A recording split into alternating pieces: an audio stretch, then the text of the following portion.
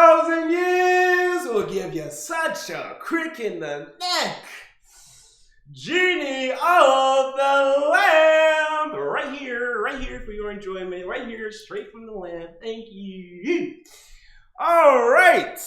Well, people, I have arrived. It is the day after Halloween. It is Daylight Savings Time Day. Is that a thing? It's a thing now. And I have come straight from the lamp. I am the genie from the lamp. I am Will Smith's costume, but I am Robin Williams' personality, ever impressive. And, unfortunately, someone wished for a Titans loss today, okay? Now, I had to grant the wish, okay? That's just something I had to do. Let me take this hat off because it annoys me.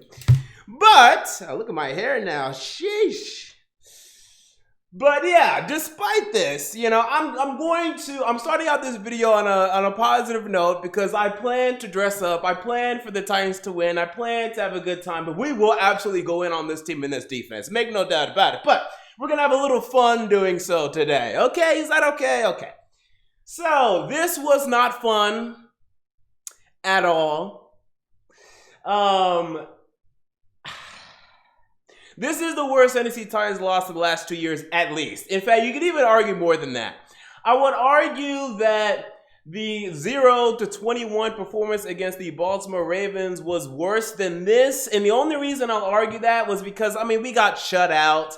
And I believe, and the Ravens, yeah, they were a playoff team that year. So, I guess losing 21-0 to a playoff team isn't that bad. And wait, we were a playoff team in 2018. So, I guess no, we weren't. We were not a playoff team in 2018. We were close, but we lost that last game against the Indianapolis Colts. So I guess that, made sense. This one did not make sense. So that this honestly, in terms of us expecting to win, could be the worst loss, honestly, maybe since way back to 2011 against the winless Indianapolis Colts. This is how bad the loss was today. A 5-1 football team losing to a 5-1 football team. And look, we all understand that the Cincinnati Bengals were better than their win-loss record indicated. We all understood this. We talked about this. We got it. But to lose in the fashion in which we did today, the score says 31-20. Hello, the game was 31-14. We got a late touchdown to make it even as close as it was.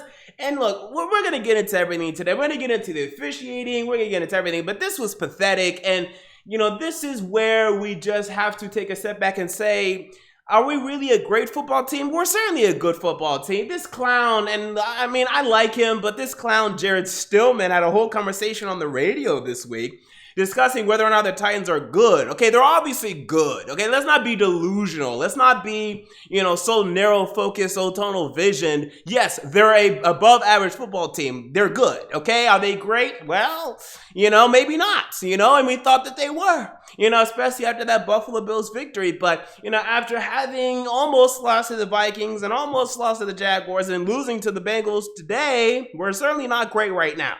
And it's so frustrating because we all know the potential that this team has. And yet, for some reason, this team can't quite come up to the standards in which we want. But that's fine because you ain't never had a friend like me, and I'm going to go in on this football team. So the defense is pathetic. The defense is awful. Jonathan Joseph. Now, some people want him cut. I'm not going to say that because I still believe he's been the best cornerback for this football team this year. Now, that is an extremely low bar. That is the lowest of bars, but it's still true to me. I still think he's been better than Malcolm Butler, Chris Jackson, and kind of Christian Fulton this year whenever he's been in the lineup. And definitely Ty Smith. That's not saying much. And today he was awful. Yes, today he was quite awful. And I know some plays he was just beat, impressively by a T. Higgins that had a number of great catches, one on the sideline. That was terrific. This Auden Tate, this guy was having some nice catches against us. But, you gotta make a play. This team needed a play. And we couldn't make one today. And Jonathan Joseph was just the victim again and again and again and again. And the touchdown he gave up to, I want to say A.J. Green, was specifically awful, in which he had the boundary. He let not only, I mean, they weren't even on the far sideline. They weren't lined up on the far sideline. Like, there was at least, I'd say, 7 yards of real estate from where he and I want to say AJ Green were to the sideline, and he still let him have the sideline. Incredible. Technique there, totally awful. You cannot allow him to get outside leverage on that play, and then boom, Joe Burrow hit us, which really was the center in this game. So Jonathan Joseph was specifically awful. The pass rush is pathetic. The pass rush is abysmal. The pass rush is the worst pass rush we've ever seen in Tennessee, period. I'm saying that point blank, period. That's it, the end of the discussion. And this is including Cameron Wimbley and Derek Morgan. The pass rush is worse than that.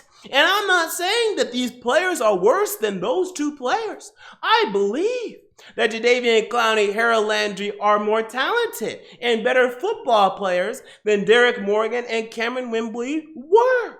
It doesn't matter because it's not showing up at all. Michael Vrabel. I'm calling him by his full name in this moment. This man, I mean, how delusional is this man? I mean, this man continues. This man continues to start, or not even to start, to coordinate this defense. I mean, how can he be as delusional as he is? What's the common denominator? And he keeps saying, we're doing the same stuff that we did under Dean Pease. Well, obviously not, because the talent is not far from the talent last year. Yes, no Logan Ryan. Yes, no Jarrell Casey. You inputted Jadeveon Clowney and you inputted Vic Beasley. Adoree Jackson is injured. Fine. The minute he comes back, is that magically going to fix Malcolm Butler's issues, Jonathan Joseph issues, Ty Smith issues? I don't think so. Is that magically going to make Jayon Brown return to previous year's form? No. Is that magically going to make Rashaan Evans return to previous year's form? No. This is way beyond the personnel. This is a coordination issue. This is, I don't know, the leadership issue. Maybe Dean Pease just had a better command, could actually extract, the more effort from these guys. I mean, I keep seeing holes on our zone coverage, so I think it has a lot to do with that. But today, it definitely felt more, last week was a zone coverage problem. Today, there were still zone coverage problems, but today, I don't know. I think man coverage really beat us more than zone coverage in this game, and the run defense, which was absolutely abysmal. And luckily, they didn't even run it enough. They should have ran the ball more, if you ask me. But, I mean, it's just unbelievable. And also, we've had the ascension of Jeffrey Simmons, Big Jeff Simmons. But he didn't even really perform much today. So there's no reason for the defense to be this bad. There's no reason at all. And Logan Ryan left to go be a safety in New York for $5 million. Okay, and I don't know what negotiations went on. Apparently, he wanted $10 million plus. He wasn't going to get it from us. He didn't get it from anybody. We should have kept Logan Ryan, period. Even despite having drafted Christian Fulton, not good enough. This Chris Jackson stinks. He's awful. And look, I'm not going to throw him in the trash. He's a 7th-round pick. He's a rookie. He's terrible. I mean, did you see this special teams play where he threw the returner forward for another 10 yards? I mean, can you not tackle him in any other way than that? Can you literally not throw him out of bounds? Run into him. Don't grab him, pull him for another 3 yards, and throw him for another 7 yards. He literally threw this special teams returner for 10 yards. I couldn't believe it. I was like, we're pushing them forward. We can't even tackle. We have no interest in tackling. This play today, where Joe Burrow is dead to rights. Harold Landry can't get him. Harold Landry can't get him again. Chris Jackson can't get him. This Chris Jackson stinks. I mean, it was unbelievable, the things we saw today. It was bad. And this was a bad day for Ryan Tannehill to have a bad game, because this was a bad game from Ryan Tannehill. And as I aforementioned last week, as I discussed a little bit last week, Ryan Tannehill, he's so quick with his decision making. Sometimes he's too quick. This interception in our first drive of the game, he didn't have to make that throw, but he saw A.J. Brown. Oh, I see A.J. Brown. Let me make this quick throw. Boom, got intercepted. Should have been intercepted twice today, but we got bailed out by an offside on, I want to say, was that our last offensive drive? Yes, I want to say it was our last offensive drive. And what was the other play? But he almost got picked off again, but he hit the ground, I want to say. So he almost even had a fumble too. So Tannehill did not perform well. You can look at the 2 touchdowns, 1 interception and say, oh, Ryan Tannehill played well. You're wrong. He should have had 1 touchdown, 2 interceptions, and that would have been the end of the discussion. So Tannehill did not play well. So, opening rants. 10 minutes. That was a good 10 minutes. Now, there are some positives. So let's get to some positive, then we're going to go back to the negative. We have to. See, I'm really trying to be a nice MJ. I'm trying, people. I mean, I read the comments. I know some of you guys think I'm so negative, but I mean, people, this was bad. We have to go in. But positives. Okay. Derrick Henry, quiet but great performance. 112 yards, the quietest 112 yards I've ever seen in my life. I've never seen a more quiet 112 rushing yards than the 112 rushing yards that Derrick Henry had today.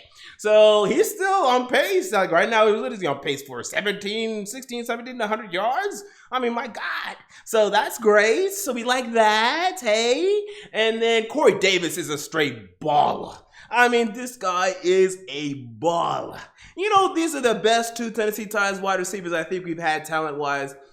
Well, I mean, Kenny Britt was a great talent, but he can never put it on the damn field. So, I mean, who cares?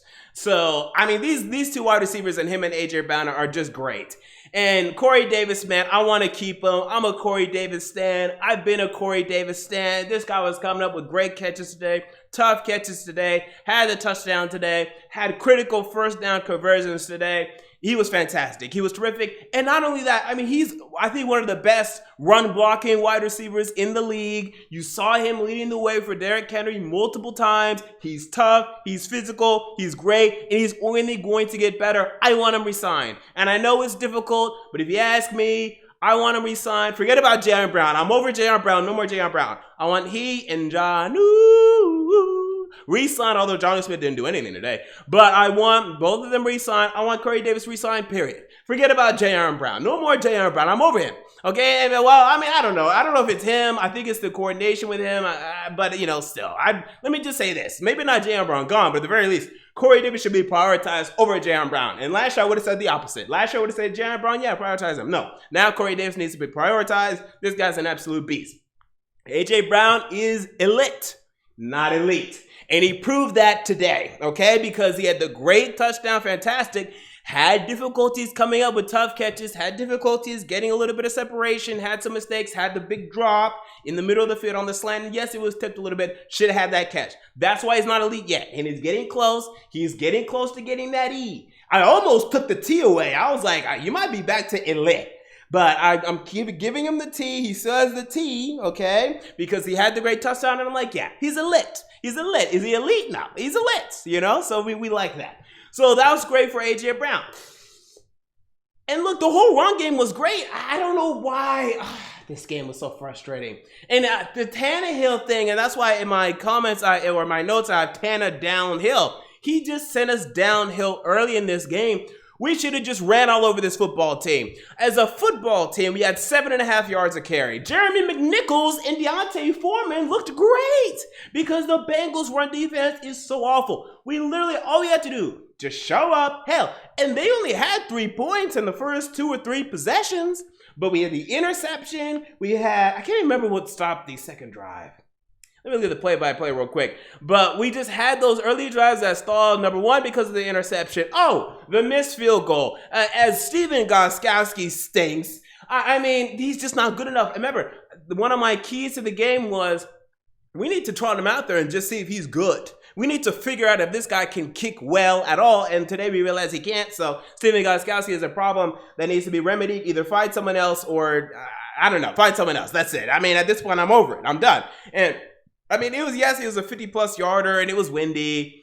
I don't know. I'm just over it. And this whole special teams is a disaster. This Craig Ackerman, the special teams coach, fired tomorrow. I mean, the whole special teams is a disaster. As Bo Brinkley, I mean, this was the worst snap I've ever seen in my life. I don't think I've ever seen a worse snap in my life. When Bo Brinkley snapped the ball like a 2-year-old. I mean, a 2-year-old. Really? I mean, it went, 5 yards behind him at best? It just hit the ground. I've never seen anything like that. Way low. I mean, incredibly low. Like a 2-year-old, he snapped the ball. So Bo Brinkley, I guess COVID obviously has some psychological effects. Okay, some long-lasting psychological effects. Now I'm afraid of this COVID-19, as Bo Brinkley obviously is impacted psychologically. And it's just incredible. So the special teams, I'm done. I'm over the special teams. It's awful. It's terrible. I mean, it's incredibly bad. We had the big return today. It's terrible. I've never seen it this, well, maybe not never, but it's bad. It's really bad. We're not doing anything in terms of our returns. I'm over it. Khalif Raymond should be, we know how much of a beast he is. He should be having more success. The whole special teams is a disaster. Now Brett Kern could be hurt. We got Brett Kern hurt. Okay, we got our MVP, Brett Kern. He's hurt. The GOAT. Brett Kern is hurt because we could not snap the ball well. Okay, so the whole play was a disaster. The whole special teams play in general was a disaster. It was a disaster. So, I mean, it was bad. It was bad. I don't know what to tell you, people. It was really bad. And then this, okay, now we will excuse some of the play today, or some of the results, I should say, on the officiating, as the officials did not give a damn about the Tennessee Titans today. These two calls were terrible. Number one, the Adam Humphries hit, absolutely vicious. This Jesse Bates is now one of the most hated players we've ever had. I mean, the guy was talking trash about Tannehill all week. He shows up today, gets an interception, and knocks out Adam Humphries. Jesse Bates, we don't like you. Okay, so this Adam Humphries hit, they don't call a unnecessary roughness on this play. Doesn't move the ball forward. Tannehill, for some reason, throws the ball in the middle of the field, drive stalls, end of the half. I mean, it was just so bizarre. But the officials blew that call. And then late, in the fourth quarter, the officials deciding to call a pass interference on Malcolm Butler on what would have been a Jayon Brown interception. Now, I don't think we would have won the game. I just think, hell, maybe we get the onside kick. Maybe. That's the only way we win the game. And, okay, that's like an 8% chance? Sure. So with the 8% chance that we get the onside kick, and then we score both touchdowns, what is that, a 2% chance? I mean, come on. I think we were going to lose the game. Come on, we were going to lose the game. But it's incredibly frustrating. The idea that they call a pass interference there to just completely, sniff out any hopes we had of winning this game, or snuff out, not sniff out, but snuff out any chance we had of winning the game, incredibly frustrating. The officials didn't give a damn about us today. There are other bad calls today, but they just didn't give a damn. They were just like, Tennessee, we don't give a damn. They got some home cooking today in Cincinnati. Not the reason we lost. I don't want to hear anyone saying that's the reason we lost. But it was embarrassing. It was shockingly bad. And it needs to be called out because it was really bad. I mean, I don't know how you call a pass interference on Malcolm Butler on that last play. Like, yes, he was kind of close to the receiver. Jaron Brown was going to pick it off anyway. If anything, that's an illegal contact. That is certainly not a pass interference. It is absolutely ridiculous to call that a pass interference. Maybe an illegal contact, and that's at best. That's absolutely at best. Ain't no goddamn pass interference. Excuse my language. Ain't no damn pass interference on that play. Ridiculous. So, oh my gosh. So that was incredibly frustrating. Is there any more positives? Can I say positive on anything? Anything else that I haven't already?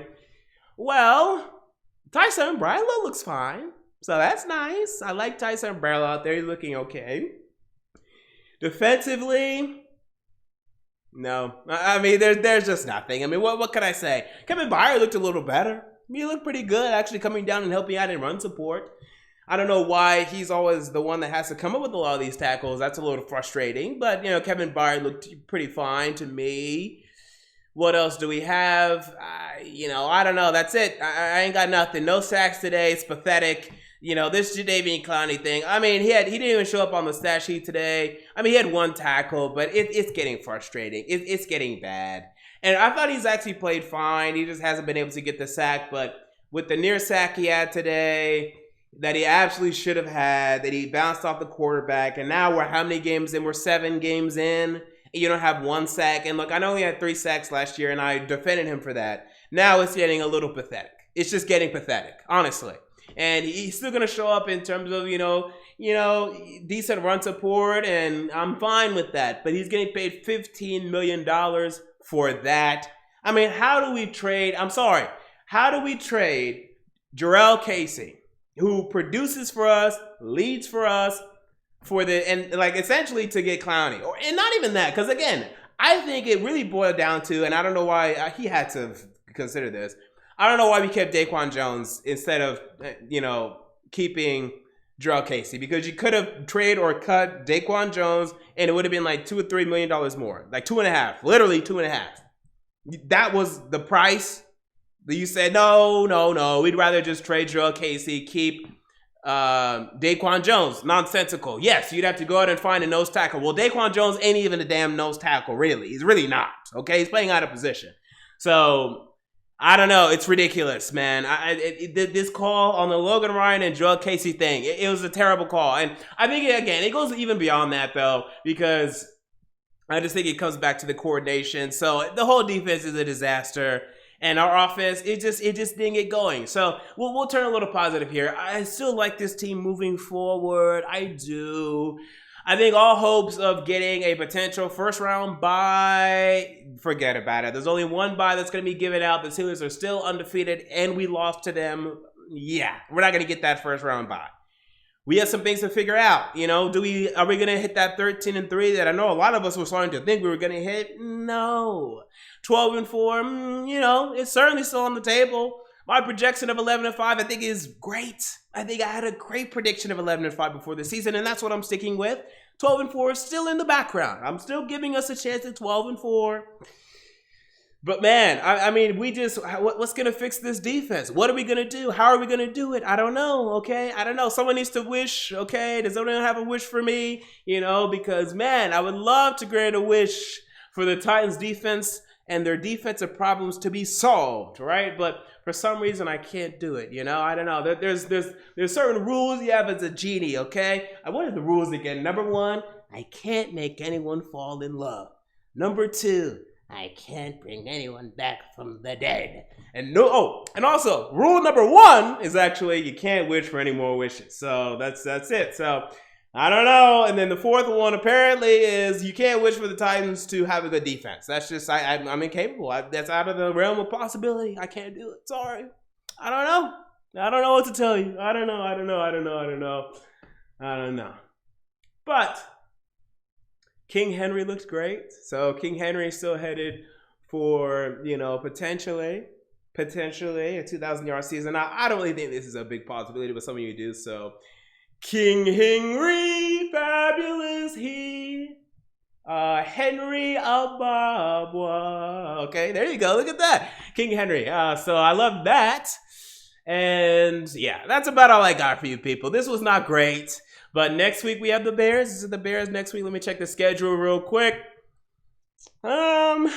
Yes, it is the Chicago Bears next week. And I don't believe in the Bears. I haven't believed in the Bears all season. We'll see how they do today. But it's going to be back at home. And then we have the Colts after that. And the Colts won today. So now we are tied for them for the divisional lead. Not good. Okay? Because we have actually really not even been considering the AFC South. And let me see what the Colts face next week right now. See if they have an easy win. They host the Ravens next week, so that's going to be difficult. And then we have them. Was that a Thursday? Ooh, we face the Colts on a Thursday. Okay, that's going to be interesting. So I project them to lose against the Baltimore Ravens, and then we can hopefully win next week against the Bears, beat the Colts, boom. 2-game lead in the division. Feel comfortable. If we lose next week, Colts win, and we lose to the Colts, oh my gosh, now we're talking about a wild card again. Now the season's falling, the roof is falling, everything is going wrong. Welcome to 2020, we have problems. Hopefully we can avoid that. I think we will. I think we'll be fine, okay? I don't sound like Trump. I think we'll be fine. We'll be all right, okay? Everything's good. And we will bounce back next week. If we don't, okay, God. The ramp next week will be quite impressive. So there you go. Those are my thoughts on the Tennessee Titans loss to the Cincinnati Bengals 31-20. What are your thoughts? Comment down below. I want to know. If you enjoyed the video, make sure to like, comment, and most importantly, to subscribe. And until next time, this has been MJ of Sports Fan Entertainment, and I'm out. See you all later.